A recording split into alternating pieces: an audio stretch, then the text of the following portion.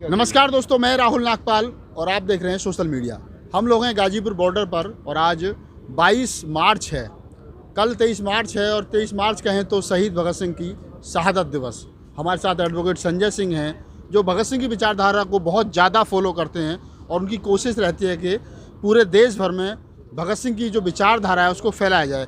तो आज भगत सिंह की शहीदी दिवस की पूर्व संध्या पर उनसे बातचीत करते हैं और जानने की कोशिश करते हैं कि भगत सिंह के जो सपनों का भारत था, भगत सिंह का जो समाजवाद था, वर्तमान के समाजवाद में या भगत सिंह के सपनों के भारत में और वर्तमान के भारत में क्या फ़र्क है। एडवोकेट साहब, आपका स्वागत है। पहला सवाल, भगत सिंह का भारत और आज का भारत क्या फ़र्क है? दोनों बिल्कुल विपरीत दिशा में हैं जी। जैसे ये वो भारत नहीं है जिसके लिए भगत सिंह ने और क्रांतिकारियों ने अपनी शहादत दी। जी। आज हम एक क्रॉनिक कैपिटलिज्म के एक बहुत बिगड़े हुए पूंजीवाद की पकड़ में आ चुके हैं। देखिए, अगर हम भगत सिंह की बात करते हैं तो हमें लगता है कि वो ब्रिटिश साम्राज्यवाद से लड़ रहा है, लेकिन जब भगत सिंह जेल में बैठ के लिखते हैं तो वो लिखते हैं कि वो पूंजीवाद से लड़ रहे हैं जो कि साम्राज्यवाद की ताकत है। जातिवाद से भी लड़ रहे हैं।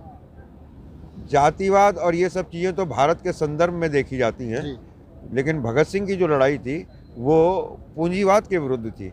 अब आप मुझसे पूछेंगे कि वो पूंजीवाद क्या है। साम्राज्यवाद तो समझ में आता है कि वो ब्रिटेन का था। जी। मैं इसे आज के संदर्भों में आपको बता देता हूँ। यहाँ एक किसान के पास करोड़ों की ज़मीन, लाखों की मशीन, हज़ारों का तेल, बीज, पानी, लेबर, तब खेत से आलू उठता है 4 रुपये किलो। लेकिन शाम को जब वही किसान दुकान पर जाता है तो उसके पोते पोती उससे जब लेज मांगते हैं तो वो मिलते हैं 10 रुपये के 25 ग्राम, 400 रुपये किलो। ये पूंजीवाद है जो कि पूंजी का संग्रहण करता है। जी। आज जो संघर्ष चल रहा है भारत में, वो संघर्ष मुद्रा पुत्र वर्सेस धरती पुत्र हो गया है। जी। इनके साधन है, इन्हीं की मेहनत है, इन्हीं की उपज है, लेकिन इसके ऊपर कमाने वाले लोग कुछ और हो गए हैं जिनके पास पूंजी का अथाह भंडार हो गया है। तो ये लड़ाई आज भी चल रही है। भगत सिंह ने कहा था कि ये लड़ाई ना हमने शुरू की है, ना हमारे साथ ख़त्म होगी, इसे आने वाली नस्लें भी हमारी लड़ेंगी। और हम वो खुशकिस्मत नस्ल हैं कि जो भगत सिंह की शहादत के 90 साल बाद इस व्यवस्था से लड़ने के लिए और इतने ज़ोरदार तरीके से उठे हैं कि अगर हम कामयाब हुए तो हम इस अर्थव्यवस्था के अंदर पूंजीवाद का कब्जा ख़त्म करके और उस भारत का निर्माण करेंगे जिसका सपना भगत सिंह जैसे लोगों ने देखा था। आपने जो बात अभी भगत सिंह को कोट करके कही, आपने जो सामंतवादी व्यवस्था की बात कही, एक आदमी का बेटा, एक उद्योगपति का बेटा जब पैदा होता है तो वो करोड़ों का मालिक होता है। जब वो सुबह को सो के उठता है तो रात रात में वो हज़ारों करोड़ कमा चुका होता है। और एक आम आदमी, भारतीय आम आदमी का बच्चा जब सुबह को उठता है तो उसको दूध नहीं मिलता। ये बहुत बड़ी गहरी खाई है, लंबी खाई है। कैसे पटेगी? क्या कौन सा रास्ता है जिस रास्ते से ये पट सकती है? देखिए, आपने अभी जो बात कही इस पर मैं दूसरे एक महान पुरुष को इस देश के कोट करना चाहूँगा कि मंच पे गांधी जी बैठे हुए थे और सुभाष चंद्र बोस ने उनसे कहा कि बापू, अगर मिल मालिक का बेटा मिल मालिक और मजदूर का बेटा मजदूर रहेगा, साहूकार का बेटा साहूकार और किसान का बेटा किसान रहेगा, तो कौन किससे आज़ादी मांग रहा है? गांधी के रास्ते पे चलकर जो हमें आज़ादी मिली, गांधीवाद के रास्ते पे चल के हमें जो आज़ादी मिली, ये आज उसके दुष्परिणाम हैं जो हम लोग भुगत रहे हैं। आपका ये कहना बिल्कुल सच है कि अगर आप एक घर में ऐसे में पैदा हो जाते हैं कि जहां आप साहूकार हैं, कैपिटलिस्ट हैं, आप इंडस्ट्रियलिस्ट हैं, तो उसका बच्चा अपने आप ही उस श्रेणी में आ जाता है। हमारा मानना ये है कि संतुष्ट किसान, समृद्ध किसान नहीं, संतुष्ट किसान और समृद्धशाली व्यापारी किसी देश की मजबूती बनते हैं। लेकिन आज अफसोस ये है कि समृद्धशाली पूंजीपतियों ने अपनी समृद्धि को इस हद तक बढ़ा लिया है कि उन्होंने हमारे संतोष को ख़त्म कर दिया। वो हमारे शोषण पे इस व्यवस्था को टिकाए हुए हैं। अभी मोदी जी संसद में कहते हैं आंदोलनकारी और परजीवी, तो आंदोलनकारी तो हम हैं जो आंदोलित हैं इस शोषण के खिलाफ, और परजीवी है वो पूंजीवादी, वो व्यापारी वर्ग जो कि हमारी मेहनत के ऊपर खा रहा है और अपनी तरक्की कर रहा है। एक सवाल आपने जैसे कहा कि महात्मा गांधी के पद चिन्हों पर चल करके जो आज़ादी मिली उसका खामियाजा जो है वो मुल्क उठा रहा है। मैं एक बात, आप इसी सवाल से एक बात निकलती है कि जिस प्रकार जो वर्तमान में सरकार चल रही है, मैं एक दूसरे तरीके से कहूँगा, जो मोदी जी की सरकार चल रही है, ये तो खुद गांधी विरोधी हैं। तो फिर ये उस गांधीवादी विचारधारा को क्यों ढो रहे हैं, क्यों उसको पूरा कर रहे हैं? मोदी जी तो इसके अलावा भी बहुत महान आदमी हैं। वो अपने विरोधियों को भी साथ सबका विकास जो की बात करते हैं, उसमें उनका ये भी हो सकता है कि वो गांधीवाद को संसद में वो कहते हैं कि मनरेगा हिंदुस्तान की सबसे नाकामयाब योजना है, लेकिन मैं इसे जारी रखूंगा इनको इनकी असफलता दिखाने के लिए। लेकिन लॉकडाउन में हमने देखा जब करोड़ों करोड़ लोग शहरों से गांव की तरफ विस्थापित किए गए तो उनको एकमात्र एक सहारा मनरेगा में ही मिला। तो ये जो वो कहते हैं वो उनके कहने को इतनी सीरियसली मत लिया करिए। दूसरी चीज़, गांधी के विरोधी वो यूँ नहीं हो सकते कि अमित शाह जी का एक डायलॉग याद कीजिए कि वो चतुर बनिया, ये उनकी महानता है। वो पटेल को भी बुरा नहीं कहते, वो गांधी को भी का विरोध नहीं करते हैं। जबकि लड़े दो काठियावाड़ी बनिए, जिन्ना दूसरी पीढ़ी का कन्वर्टेड बनिया था, मुस्लिम था, तो लड़े दो काठियावाड़ी बनिए बटा पंजाब और बंगाल। ये राजनीति है, वो विरोधी नहीं है। वो पूंजीवाद के समर्थक, साम्राज्यवाद के समर्थक थे गांधी जी, और ये पूंजीवाद के समर्थक है। हम वापस वहीं आते हैं जहाँ से हमने बातचीत शुरू करी थी। हमने भगत सिंह से शुरू की, तो भगत सिंह पे ही वापस आते हैं। भगत सिंह के जो समकालीन नेता थे, चाहे वो गांधी थे, चाहे वो अम्बेडकर थे, चाहे वो नेहरू थे, चाहे वो पटेल थे, किन लोगों में, उन तमाम लोगों में आप किन को ऐसा देखते हो जो भगत सिंह की विचारधारा या भगत सिंह उनकी विचारधारा से प्रभावित थे? कोई एक नेता। आपने जिस नेता का नाम नहीं लिया, नेताजी सुभाष चंद्र बोस, वो उनके सबसे नज़दीक थे। दूसरी चीज़, गांधी ने झूठ बोला भगत सिंह के मामले में, ये जग जाहिर हो गया।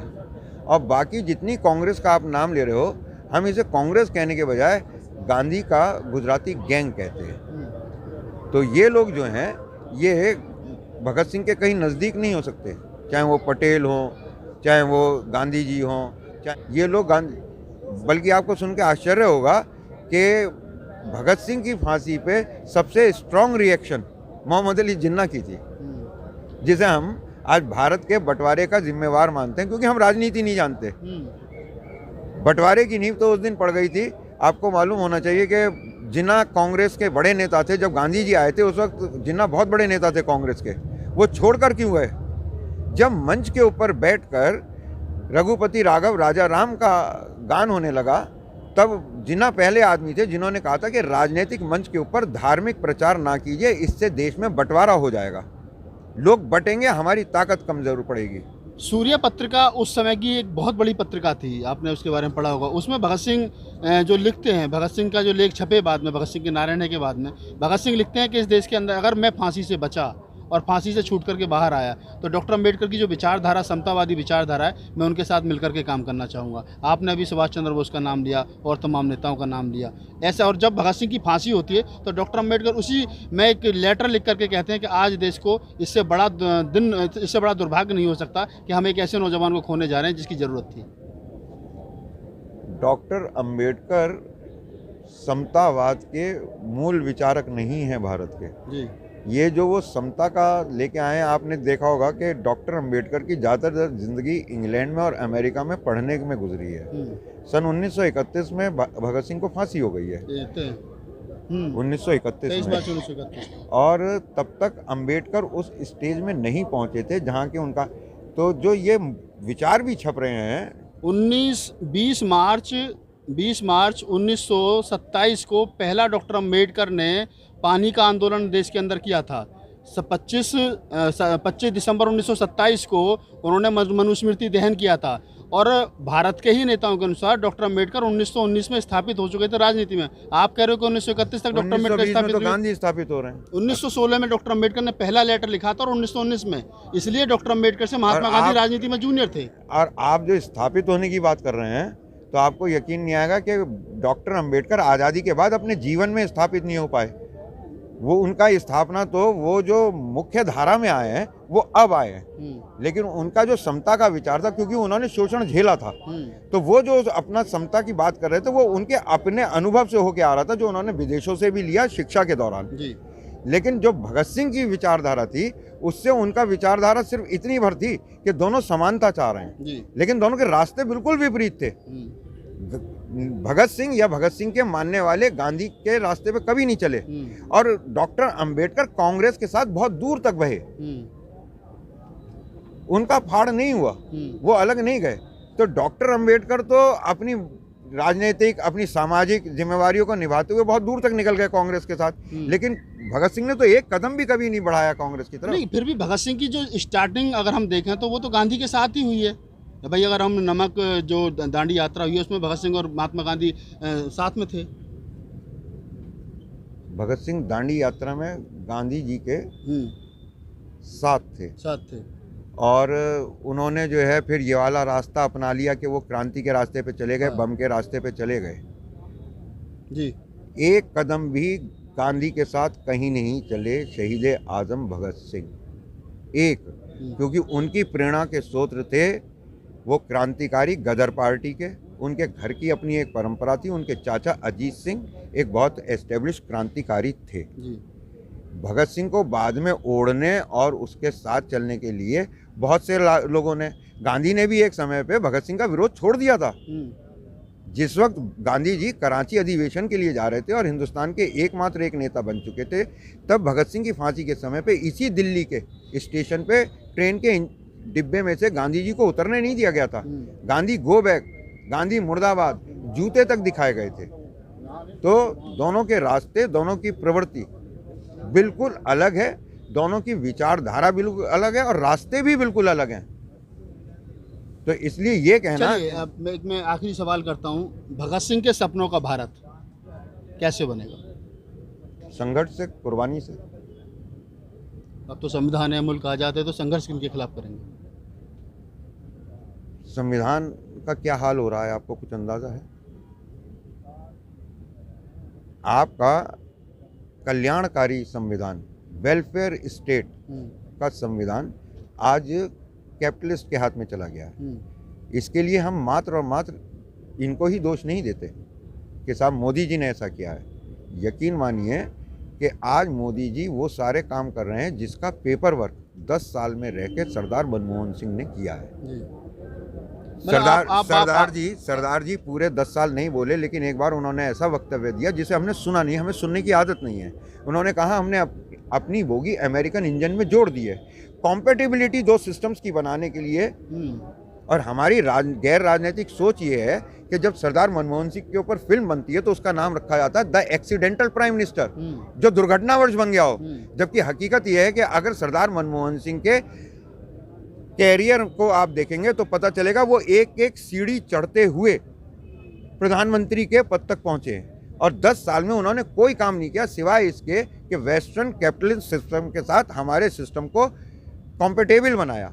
आप इस बात को मानते हो कि जो वर्तमान हालात हैं इसके लिए कांग्रेस भी जिम्मेवार है? बिल्कुल। अगर कांग्रेस, विकल्प क्या है फिर लोगों के पास? आपके सामने, आप इसे अमेरिकन स्टेट क्यों बनाना चाहते हैं कि या तो डेमोक्रेट रहो या रिपब्लिक रहो?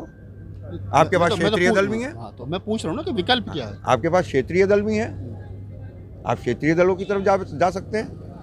अगर आपको कहीं लगता है कि बीजेपी का बहुत अच्छा कैंडिडेट है, बहुत पढ़ा लिखा है, अगर उसमें कोई दूसरा अटल बिहारी वाजपेयी पैदा हो जाए, अब वो मेरी कॉन्स्टिट्यूंसी से लड़ने लगे जहाँ मेरा वोट होगा, तो मैं हो सकता है कि एक बार बाकी लोगों को छोड़ के ऐसे अटल समतुल्य को वोट दूं। लेकिन फिलहाल तो मेरे सामने जो विकल्प है वो यही है कि मैं इन दोनों पार्टियों से अलग दूरी बना लूँ, क्षेत्रीय दलों को। अभी मेरा एक आखिरी सवाल है आज के हमारी बातचीत का। भगत सिंह को आज भी आरटीआई के द्वारा ये मालूम जब लोगों ने किया कि भगत सिंह को भारत जो है वो इतिहास में किस नाम से जानता है, तो आज भी उनको एक तरीके से आतंकवादी के रूप में उनको आरटीआई का जवाब है कि माना जाता है। हम बोलने को तो शहीद आजम भगत सिंह बोल रहे हैं, लेकिन दस्तावेजों में आज भी वो आतंकवादी है। जबकि जो वर्तमान प्रधानमंत्री ने कहा था अगर हमारी सरकार आई तो हम सबसे पहले ये करेंगे, जो आज तक नहीं हुआ। आपको कहीं आरटीआई में जाने की ज़रूरत नहीं है। उस वक्त की सोच ये थी कि आप नेहरू की एन ऑटोबायोग्राफी पढ़ लें, जो उन्होंने अपनी आत्मकथा लिखी है। उन्होंने सुभाष जी के साथ बहुत लंबा जीवन गुजारा, अपना राजनीतिक जीवन, नेहरू जी ने, लेकिन अपनी आत्मकथा में उनका सिर्फ 7 बार जिक्र किया, और वो भी इस रूप में किया, प्रस्ताव सुभाष ने रखा तो ब्रैकेट में लिख दिया उसको कि मैंने उसका अनुमोदन किया। अगर उन्होंने लिखा कि प्रस्ताव मैंने किया तो ब्रैकेट में लिख दिया कि सुभाष ने अनुमोदन किया। लेकिन उन्होंने 3 पन्ने खर्च करे हैं अपनी आत्मकथा में भगत सिंह के लिए कि भगत सिंह नाम के आतंकवादी को इतनी लोकप्रियता क्यों मिली जो उससे पहले किसी आतंकवादी को नहीं मिली। मैं आपको आतंकवादी के लिए इस बात को थोड़ा सा क्लियर करना चाहूँगा कि बम फोड़ने के बाद, इतना सब कुछ करने के बाद, भगत सिंह को ब्रिटिशर्स ने और उनके जो हिंदुस्तान में उनके पढ़ाए हुए एजेंट्स थे, मैं तो एजेंट्स कहता हूँ उन्हें, उन्होंने आतंकवादी माना।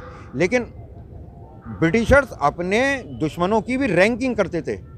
इतना बड़ा हमला होने के बाद अमेरिका के अंदर ट्विन टावर्स पे शेख ओसामा बिन लादेन को आतंकवादी माना गया, लेकिन सुभाष चंद्र बोस को एनिमी ऑफ एम्पायर, इसके अलावा किसी व्यक्ति को ब्रिटेन ने ये पद नहीं दिया, साम्राज्य का दुश्मन, कि अगर ये आदमी जिंदा रहा तो एक आध बम नहीं फोड़ेगा, एक आध कांड नहीं करेगा, एक आध हादसा नहीं करेगा, ये साम्राज्य पलट देगा। तो हम अगर आज उनको आतंकवादी, तो यही एक सोच कि दस्तावेज़ों में उन्होंने आतंकवादी लिखा है, हम उसे मिटा के शहीद नहीं कर सकते, लेकिन हम उसे शहीद आजम का दर्जा देके उसको वो सम्मान दे सकते हैं। सरकार उसे शहीद का दर्जा दे। कमी तो ये है कि आज भी कोई सरकार शहीद नहीं। अब हमारे दर्शकों को ये बताइए, आज भगत सिंह की शहादत दिवस है कल, और हम पूर्व संध्या पे बात कर रहे हैं। भगत सिंह के सपनों का भारत बनाने के लिए सरकार से आप क्या कहेंगे कि वो क्या ऐसा करे जिससे भगत सिंह के सपनों का भारत बन सके? मैं सरकार से तो नहीं कहूँगा कुछ भी, लेकिन जो आपके श्रोता हैं, आवाम से क्या? हाँ, आवाम से मैं ये कहूँगा कि जिस तरह उन्होंने कोरोना को भगाने के लिए पिछले साल एक मूर्ता करी थी, ताली पीटी थी, तो इन दुष्ट गुजरातियों को, पूंजीपतियों को दिल्ली से भगाने के लिए कल एक बार इनकलाब जिंदाबाद का नारा जोर से लगाएं। तो दोस्तों, आप थे एडवोकेट संजय सिंह, और भगत सिंह की विचारधारा को वो जैसा आपको बातचीत में लगा होगा कि किस प्रकार से वो भगत सिंह को फॉलो करते हैं, उनकी विचारधारा को फॉलो करते हैं। बहुत सारे मुद्दों पे हम लोगों ने बात की। अगर आपको हमारी बातचीत अच्छी लगी हो भगत सिंह के शहादत दिवस की इस पूर्व संध्या पे, तो हमारे वीडियो को लाइक कीजिए, शेयर कीजिए, कमेंट्स कीजिए और हमारे चैनल को सब्सक्राइब कीजिए। मैं Rahul Nagpal, Ghazipur border, cameraman CL बोध के साथ।